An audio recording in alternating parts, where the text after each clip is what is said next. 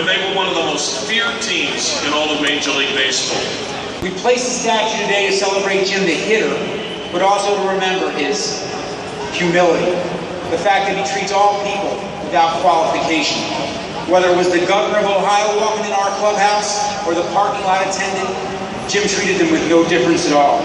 As a manager, I always ask my players to give me 100% of whatever effort they had that day. And at times you'd have you eat a late dinner coming to the ballpark, you'd have a fight with your wife or your kids were, paying that day, and you might have only 80%. And I ask my players to always at least give that 100% of that 80 that you got that night. I only had to tell that to Jimmy one time when he was a young kid. I never worried about Jim. I never worried what kind of effort I was going to get. I never had to look and make sure he was in the right place at the right time. Jimmy was the kind of guy that made my job real easy. Cleveland got better when Jimmy Thome came to town, and John Hart got better, Grover got better, and I've been riding Thome for a long time. One more story before I sit down. We had a first baseman named George Canale playing for him in AAA with Charlotte. Jimmy was my third baseman. And the first week of the season, George Canale hits 8 home runs. Okay? So I got a pitching coach named Dyron Miller. And he told me, he said, "Hey, Chuck, if I was you, I'd get over there." He said, "I'd ride Canale." I said, "No, you said big old guy over on third base, I'm all over his shoulders." And I'll tell you something, Jimmy, another thing too, Jimmy, I remember him walking up, and more than once, he'd walk up and say, "Chuck, how many home runs do you think I can hit?" And I'd look at him, I go, "I don't know, Jimmy, tell me how many you want to hit." And he'd say, "I don't know." He said, "You tell me." I said, "Oh, you could hit 500. And he'll tell you, I remember telling him that. Now, whether I was going to be right or not, I didn't know that. But I didn't know that he was going to hit 612. Are you ready, Jimmy? The stage is yours. Ready for the unveiling.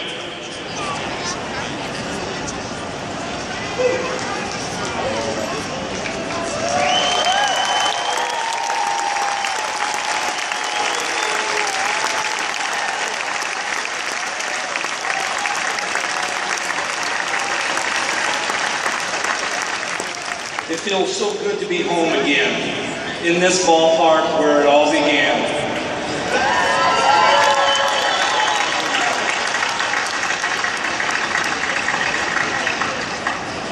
I'm so grateful to so many individuals within the Cleveland Indians organization. Mark Shapiro, John Hart, Chris Antonetti, Curtis Danberg, and the list goes on and on. This is a night my family will never forget. We are so thankful that you made this happen. I'm a little uncomfortable seeing myself in bronze. It's an emotional feeling, but I have to commend the sculptor, David Demme. You are a true artist, and what you've done is absolutely amazing. The time that we got to spend together to do this, to go over this, was truly so special to me, I don't think words can describe. So thank you, David. Appreciate it.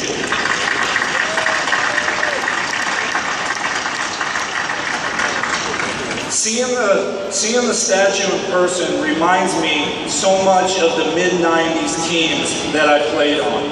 I look at the statue and I think it reflects a lot of our 90s teams. There's so many guys worthy of having this as well.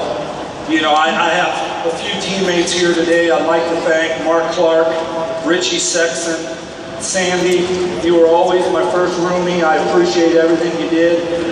We almost fought in that tunnel in Seattle, but we made up, and you know what? We got to be close. And I will forever, you are very special to me. Thank you. Carlos Baerga, your energy was absolutely incredible. You kept us going. So fun. Travis Hafner here today. Thanks for coming.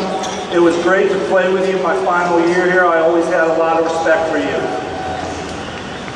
And my manager, Mike Hargrove. I appreciate you writing my name in the lineup when things always didn't go well, and I appreciate it so much, more than you ever know. I want to thank my family. Mom and Dad, I can still see where they sat under that underhang and cheered every day like they were part of all these great fans, and they shared so many great memories with all you guys. I'm very grateful and thankful that I was able to meet my wife, Andrea, here in Cleveland. I'm so blessed to have her in my life. She's been the world to me, and we have these two beautiful kids to show her for it. So words can't describe what you mean to me, guys. Thank you. And my brothers and sisters, you know, I appreciate you guys making the trip in with your families. It means so much that you've stuck by me and rooted me on through all them years. Charlie Manuel, I kind of feel like you should be in bronze here with me.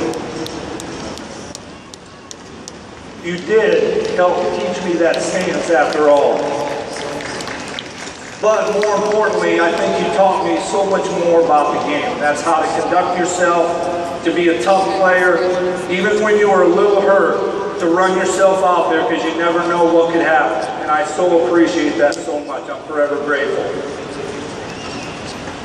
Finally, most importantly, I want to thank the fans.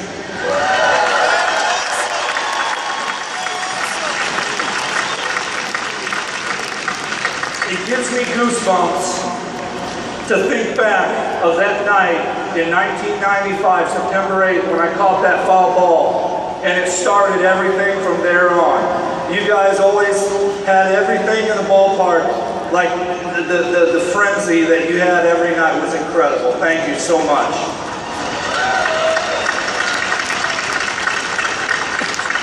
You fans deserve a championship. These players, this organization, these coaches, Tito, these guys work hard every day to try to bring a championship here to Cleveland. And on that cold October night, when you guys finally get it, you can bet I'm going to be celebrating right with you. So thank you.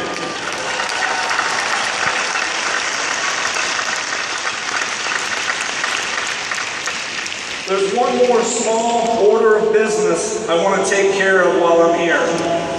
I haven't officially retired yet. I always had hope that I could do it as a Cleveland Indian.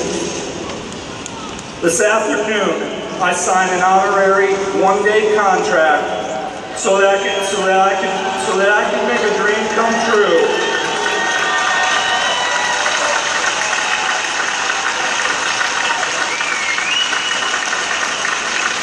I'm humbled and grateful to announce after a 25-year career, I am officially retiring tonight as a member of the Cleveland Indians. Thank you.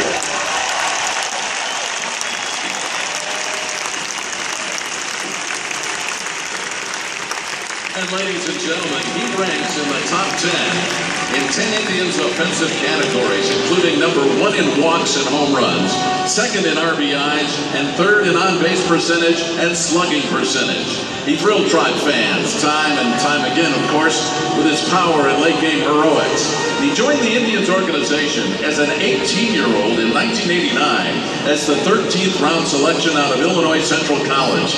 He was the 333rd player chosen in the draft. And through hard work and dedication, he became one of baseball's elite power hitters, ranking 7th on the all-time home run list, sitting alongside such baseball notables as Hank Aaron, Willie Mays, Ken Griffey Jr., and Babe Ruth. Once again, ladies and gentlemen, please welcome Jim Thome.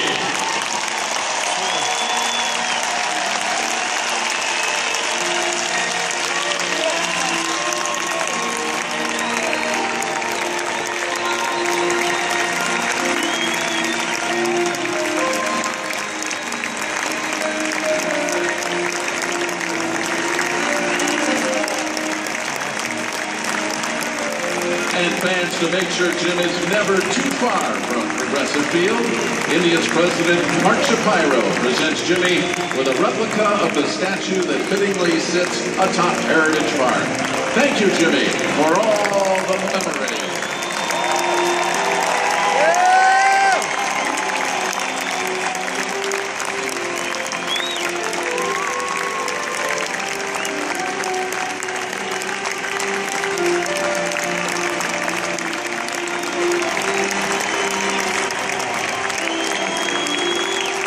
Jim, you got a statue. You hit the home runs in Cleveland, and you are a home run here in Cleveland. Thank you for all the great memories. I got to meet Jim Thome one time. I don't know, I was probably 12 years old down at spring training. My dad knew Charlie Daniel when we were down there in the dugout, and the thing I'll always remember is how nice he was to me. You know, he was a professional athlete getting ready to play a game, and he came up, asked me how I was doing, and asked if I was having a good time, and now that I'm a professional athlete myself, I always think about that when I see young kids, and Jim, you're a classic guy, Cleveland forever, and congratulations on the statue. Congratulations, Jim, on the statue they're building to you here at the ballpark. I know that, number one, it's well-deserved. Anytime you hit 337 home runs for one organization, you deserve it. I congratulate you. I was one of your biggest fans, still am to this day. And I know you work now with the Chicago White Sox organization, but there's a whole lot of people here in Cleveland that will never forget you as a Cleveland Indian and as a representative of this great city. My congratulations to my dear friend Jim Thome. We were roommates, grew up together. So Jim Thome go on, very gentle person, wonderful human being, and a Hall of Fame of a player. Jimmy, congratulations on getting the statue. Jimmy, congratulations on having the statue, because after all those years of you hitting those majestic home runs, something that kind of broke my heart, but just, this is a special day for you, and we're thrilled just to be able to share the honor. Big Jim, congratulations, my man. There is nobody that ever came through the Cleveland Indians organization that I think deserves a trophy, a statue, a plaque more than you, my man. We became good buddies in Chicago in 2008, and I was so blessed to have you as a teammate. You're one of the best men I know, one of the best fathers, husbands, people I know, man. Congratulations, bro. Can't wait to be here to support you, and absolutely well-deserved.